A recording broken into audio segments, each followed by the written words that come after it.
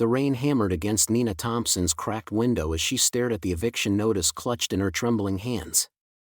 What happened next would change 3 lives forever, but she had no idea that the stranger about to knock on her door was worth more money than she could ever imagine. "Mommy, I'm hungry," 8-year-old Jasmine whispered from the couch, her voice barely audible over the storm outside their small Chicago apartment.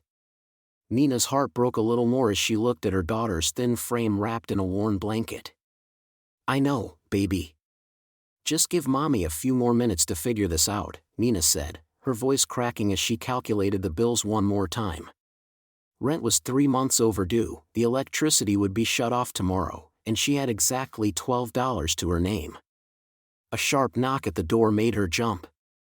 Nina hesitated, glancing at the clock that read 9:47 p.m. Nobody knocked this late unless it was trouble. "Please, I just need somewhere to stay for the night," came a deep voice from outside. "I can pay you." Nina's hand froze on the deadbolt. Little did she know that the man standing in her hallway would turn out to be one of the wealthiest people in America. She opened the door cautiously, keeping the chain lock engaged. Through the gap, she saw a tall man in his 50s, soaked to the bone. His expensive suit was ruined by the rain, but something in his dark eyes looked desperate, almost broken. Marcus Lang stood there shivering, though Nina didn't know his name yet.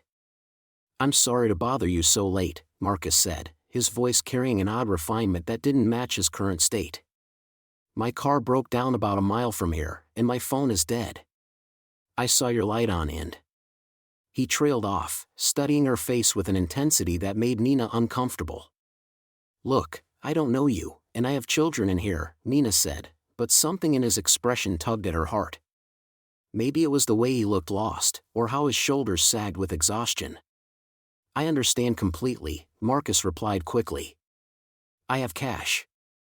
I can give you $200 just to sleep on your couch. Please, I wouldn't ask if I had anywhere else to go." Nina's eyes widened. $200 would buy groceries for weeks. But the real shock was still coming. "How do I know you're not some kind of criminal?" she asked, though her resolve was already weakening. Marcus reached into his jacket slowly, pulling out a waterlogged wallet. "Here's my ID. Marcus Lang. I run a small consulting business." He held up his driver's license, though Nina couldn't make out much detail in the dim hallway light. This decision would change everything. Against every instinct screaming at her to keep the door closed, Nina unlatched the chain. "Okay, but just for tonight," she said, stepping aside. "And you sleep on the couch. My kids are in the bedroom." Marcus stepped inside, dripping water onto her worn carpet. "Thank you. You have no idea what this means to me." He looked around the small apartment, taking in the peeling wallpaper and second-hand furniture, but his expression wasn't judgmental. Instead, something almost wistful crossed his face. "Mommy, who is that?" 6-year-old Deshawn asked, peeking out from the bedroom doorway. "This is Mr. Lang," Nina said carefully. "He's going to stay here tonight because of the storm." Marcus knelt down to the boy's eye level, and Nina noticed how naturally he interacted with children. "Hello there. You can call me Marcus. Is that your sister?" He gestured toward Jasmine, who was now staring at him curiously.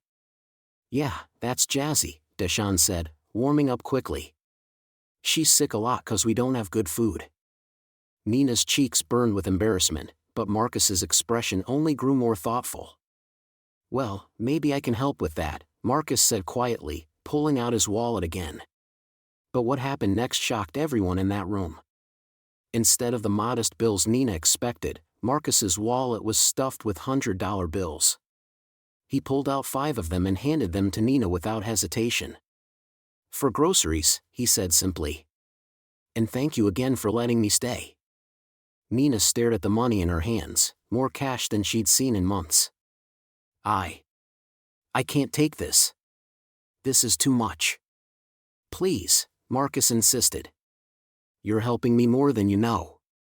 As Nina made up the couch with clean sheets, she couldn't shake the feeling that Marcus was watching her every move with an odd familiarity. When she caught him studying a family photo on her mantel, he quickly looked away. "That's a beautiful family," Marcus said softly. "You're doing an amazing job with them." "It's just been me and them for 3 years now," Nina admitted, surprised by her openness with this stranger. Their father walked out when money got tight. Something flickered across Marcus's face. Pain, maybe, or recognition. "Family should stick together no matter what," he said, his voice heavy with emotion. "Money shouldn't matter when it comes to the people you love." Little did Nina know that Marcus was speaking from experience that ran deeper than she could imagine. As the night wore on, Nina found herself drawn into conversation with this mysterious man. He asked thoughtful questions about her children, her dreams, her struggles. When Jasmine woke up coughing, Marcus was the first to offer to make her tea.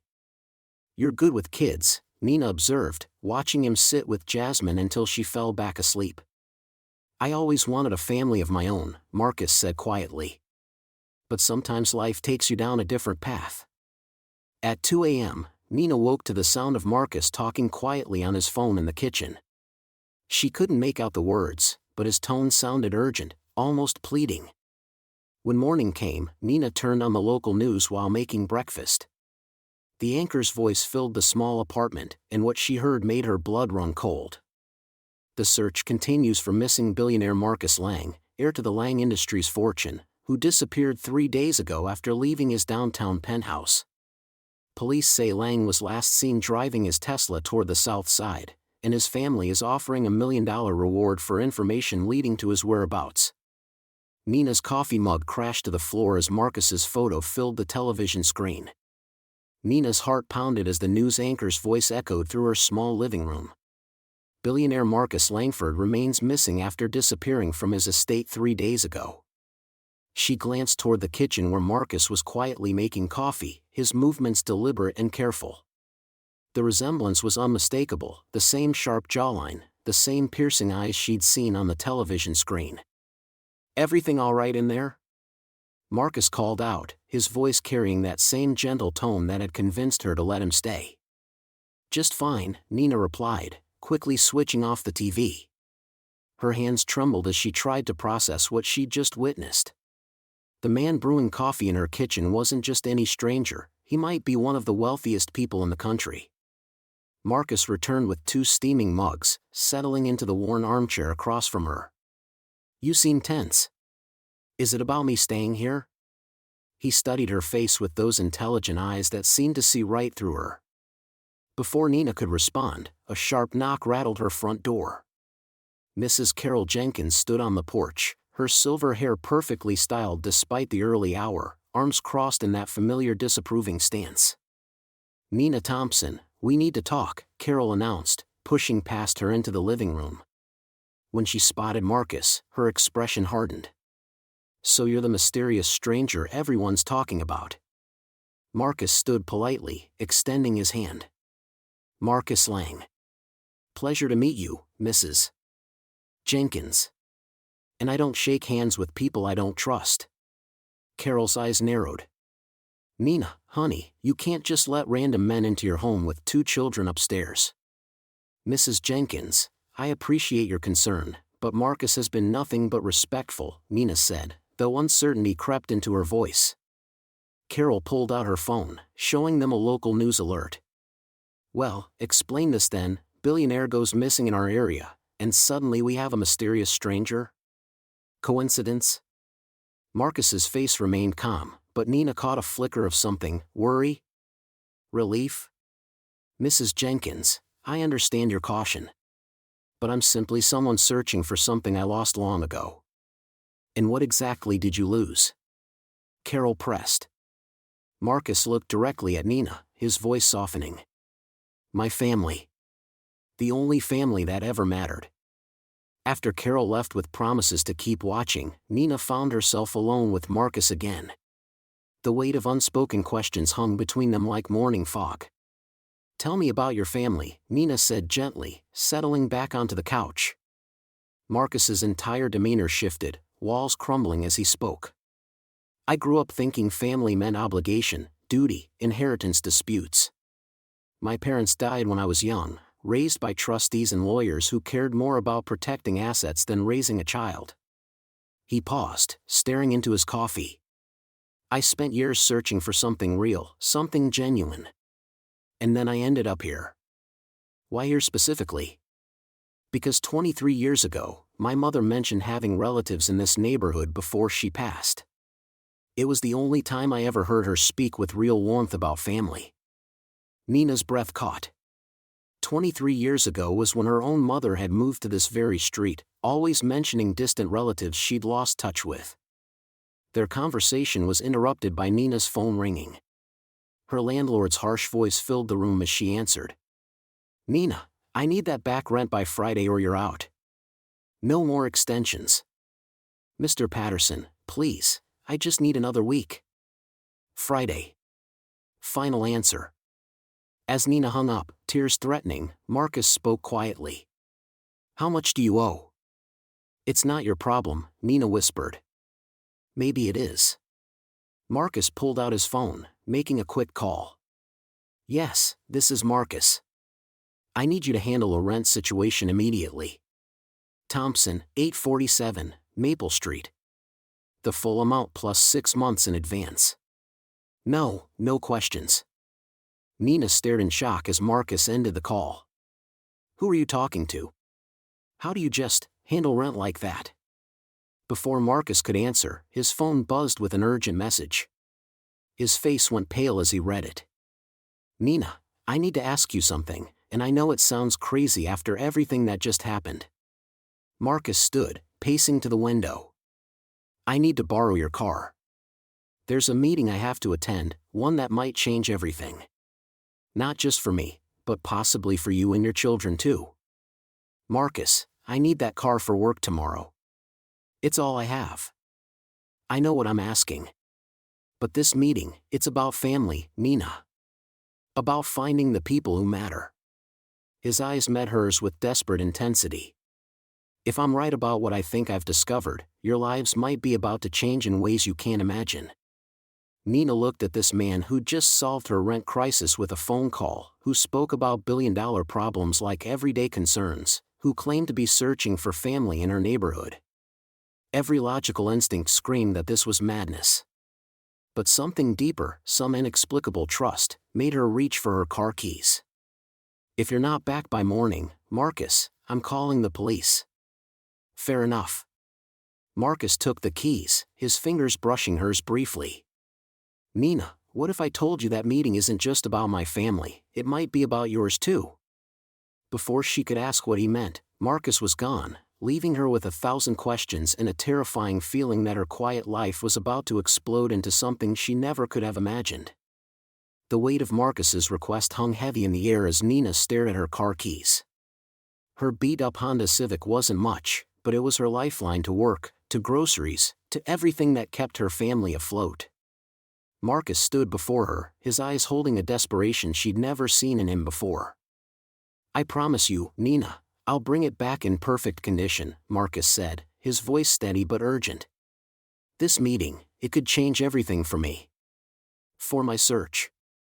Nina's hand trembled slightly as she held the keys. Every practical instinct screamed at her not to trust a stranger with her only means of transportation.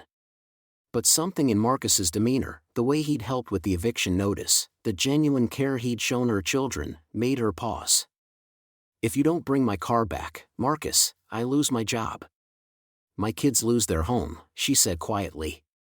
You understand that, right? I understand completely, he replied, taking the keys with reverence, as if they were made of gold. Thank you for trusting me. As the Honda disappeared down the street, Nina felt a mixture of relief and terror. What had she just done? Next door, Mrs. Jenkins was having her own revelation. She'd been scrolling through news articles on her tablet when a headline caught her attention: reclusive billionaire Marcus Lang missing after private investigation. The accompanying photo made her heart skip a beat. It was definitely their houseguest, though the man in the expensive suit looked worlds apart from the humble stranger staying with Nina. Lord have mercy, Mrs. Jenkins whispered, her hands shaking as she read further. The article detailed how Marcus Lang, heir to a massive tech fortune, had been conducting a private search for his biological family after discovering he was adopted. He'd reportedly liquidated assets and disappeared from his Beverly Hills mansion, leaving only a note about finding where I truly belong. While Mrs. Jenkins grappled with this discovery, Nina found herself drawn to Marcus's room. He'd left his briefcase behind, and guilt warred with curiosity as she approached it. The leather case sat open on the small desk, revealing neat stacks of papers. Her breath caught as she saw the documents inside. A detailed family tree covered one page, with names blacked out in thick marker. But what she could see made her heart race. Birth records from her own hometown. Hospital documents from the very facility where she was born. And at the center of it all, a genealogy report with partial matches highlighting the Thompson family name. What in the world? Nina whispered, her finger tracing the connections on the paper. But before she could process what she was seeing, the sound of her car pulling into the driveway sent her scrambling back to the living room. Marcus walked through the door looking both exhausted and somehow more alive than she'd ever seen him. "We need to talk," Nina said firmly, crossing her arms. "And I mean really talk this time." Marcus set her keys on the table with deliberate care, then met her gaze. "I know you have questions." "Questions?" Nina's voice rose. "Marcus, I found your papers. I see my family name on your documents. What exactly are you doing here?" The mask of casual mystery finally slipped from Marcus's face. He sank into the worn armchair, suddenly looking every bit as vulnerable as he had that first night on her doorstep. "I was adopted when I was 3, he began, his voice barely above a whisper. "I've spent the last 2 years trying to trace my roots, trying to find where I came from. Every lead brought me to this neighborhood, to families with your last name, to connections that seemed too coincidental to ignore." Nina felt the room spin slightly. "Are you saying you think we're related?"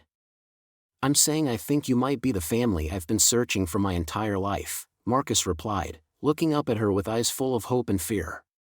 "But there's something else you need to know about who I really am." He reached into his jacket and pulled out his wallet, extracting a business card that made Nina's knees go weak. The name Marcus Lang was embossed in gold letters beneath the logo of one of the country's largest technology companies. "I'm not just looking for family, Nina," he said quietly. "I'm also running from a life that never felt like mine." Before Nina could fully process this revelation, Marcus's phone rang with an urgent, insistent tone that suggested the outside world wasn't done with him yet. The car keys felt heavier than usual in Nina's palm as she watched Marcus walk back through her front door.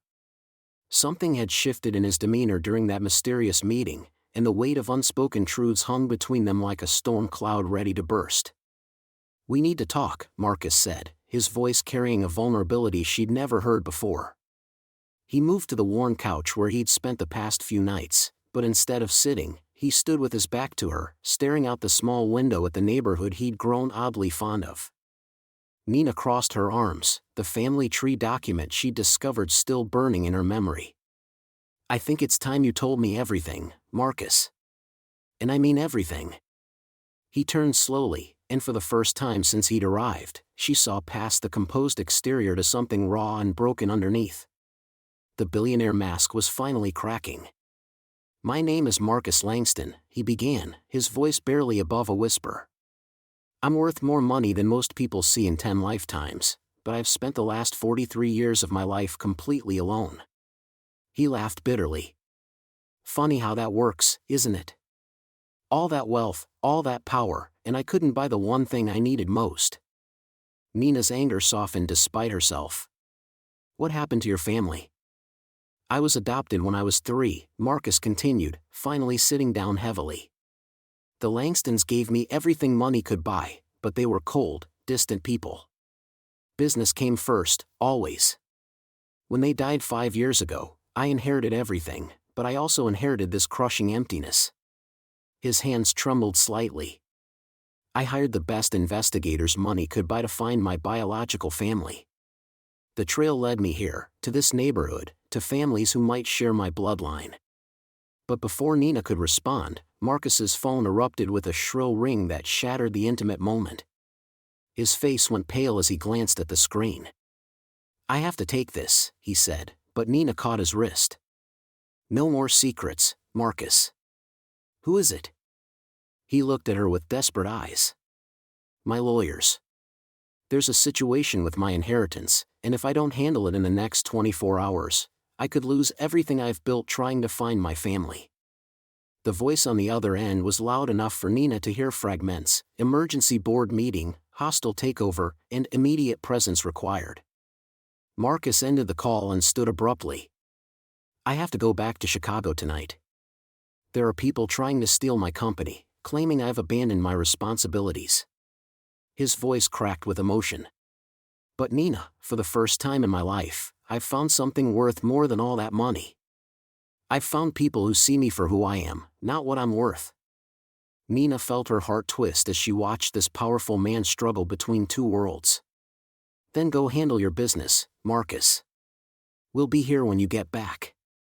"You don't understand," he said urgently, grabbing her hands. "These people, they're ruthless. If they succeed in taking over my company, I'll lose the resources I need to continue searching for my family. And Nina." He paused, his eyes searching her face. "I think you and your children might be the family I've been looking for all along." The words hit Nina like a physical blow. "What are you talking about?" Marcus pulled out the family tree document she'd seen in his briefcase, but now it was filled with additional notes and connections. "The investigators found records of Nina Thompson and my biological family's lineage. I know it sounds impossible, but the dates, the locations, everything points to us being distant relatives." Nina stared at the document, her mind reeling. Could it be possible that this stranger who'd wandered into their lives was actually family? But their moment was interrupted by another urgent call. This time, Marcus's face went from pale to ashen. "They've moved faster than we expected," he said after hanging up. "The hostile takeover begins tomorrow morning. If I'm not there to fight it, I lose everything." He looked at Nina with anguish. "But if I leave now, I might lose the only real family I've ever known." Nina watched as tears gathered in this powerful man's eyes, and she realized they were standing at a crossroads that would change everything. The next 24 hours would determine not just Marcus's financial future, but whether their newfound connection would survive the storm that was coming. As Marcus struggled with the impossible choice between saving his empire and staying with his potential family, Nina's phone buzzed with a text that would change everything forever. The air in Nina's small living room feels electric as Marcus stares at the envelope in Mrs. Jenkins' trembling hands. The DNA test results that she'd insisted they all take just 3 days ago now hold the answer to everything. "Well," Mrs. Jenkins says, her voice barely above a whisper, "I never thought I'd be eating my words like this." She opens the envelope slowly, her eyes scanning the document. "Nina Thompson and Marcus Lang, you share 4.2% DNA. You're third cousins." The silence that follows is deafening. Nina's hand flies to her mouth as tears immediately spring to her eyes. Marcus drops into the worn armchair, his face a mixture of disbelief and pure joy. "I knew it," he whispers, his voice cracking. "From the moment I walked through that door, something felt right. Like I was supposed to be here." Nina's children, Destiny and Jerome, who've been watching from the doorway, rush forward. Destiny, now 16 and wise beyond her years, looks at Marcus with new understanding. "So you really are family?" Marcus nods, unable to speak as emotion overwhelms him. This man who commands boardrooms and owns multiple estates is crying openly in a threadbare living room, and it's the most genuine moment of his entire life. "Your great-great-grandmother, Sarah Lang," Mrs. Jenkins continues reading, "she was my great-great-grandmother too," Marcus manages to say. "She had children who were separated during the Great Migration. Some went north to Chicago, others stayed south. We lost track of each other over the generations." Nina shakes her head in amazement. "Mama always said we had people up north somewhere. She'd tell stories about a sister her grandmother mentioned, but we never." She trails off, looking at Marcus with wonder. "The inheritance dispute," Marcus explains, his voice steadier now, "it was over our family's original property. land that Sarah Lang owned before she died. I've been trying to trace all her descendants so we could settle it properly, make sure everyone gets what's rightfully theirs. He pulls out his phone and shows them a photograph of an old woman with kind eyes and Nina's exact smile. This is Sarah. I've been carrying her picture for 5 years, visiting every neighborhood where her children might have settled. Jerome, normally skeptical of everything, stares at the photo. She looks just like Grandma Betty. Because she was Grandma Betty's great-grandmother, Marcus says softly. We're family, Jerome. Real family. Over the next hour, Marcus reveals everything. How he'd grown up in foster care after his parents died, never knowing he had living relatives. How building his business empire had been his way of filling the emptiness where family should have been. How finding Nina wasn't just about DNA, it was about discovering what home actually feels like. I want to help, he says, looking directly at Nina. Not because I'm wealthy, but because you're my family. The eviction notice, the medical bills, your dreams of opening that catering business, let me be the family member who shows up when you need them. Nina wipes her tears, her voice strong despite her emotion. Marcus, I can't take your money like that. You're not taking anything, he responds firmly. Family invests in family. And honestly, you've already given me more than I could ever give you. You gave me a home when I was lost. You showed me what real love looks like. Mrs. Jenkins, who's been quietly crying in the corner, suddenly laughs through her tears. Lord have mercy, Nina. You let this boy sleep on your couch and he turned out to be your rich cousin. If that ain't God working, I don't know what is. The transformation in Marcus is complete. The guarded, lonely billionaire who knocked on Nina's door has become a man who understands that wealth means nothing without people to share it with. He's already making plans to move his primary residence closer to Atlanta, to become a real part of their lives. There's something else, Marcus says, pulling out official-looking documents. The inheritance I mentioned? It's substantial. Sarah Lang's original property is now worth several $1,000,000. As her descendants, you all have a rightful claim. Nina stares at the papers, then at her children, then back at Marcus. Are you serious? Dead serious. But more than that, I want us to be a real family. Sunday dinners, birthday parties, helping with homework, arguing over whose turn it is to do dishes, all of it. 6 months later, Nina's catering business, Sarah's Kitchen, named after their shared ancestor, is thriving in its new location. Marcus didn't just provide startup money, he became her first major client, hosting company events that showcase her incredible cooking. Destiny is preparing for her senior year with college fully funded, while Jerome has discovered a love for business, often accompanying Marcus to meetings. Mrs. Jenkins, now affectionately called Aunt Carol by everyone, likes to remind people that she was the one who suggested the DNA test, though she admits she never expected results like these. Marcus has learned that family isn't just about shared blood, it's about shared meals, shared struggles, and showing up when it matters most. He's discovered that the love he'd been searching for his entire life was waiting in a small house in Atlanta, offered freely by a woman who saw a stranger in need and opened her door anyway. The greatest lesson? Sometimes the family you've been searching for finds you when you stop looking for what you think you deserve and start appreciating what you've been given. Have you ever experienced an unexpected connection that changed your life? Share your story in the comments below, and don't forget to subscribe for more incredible true stories that prove family comes in the most surprising packages.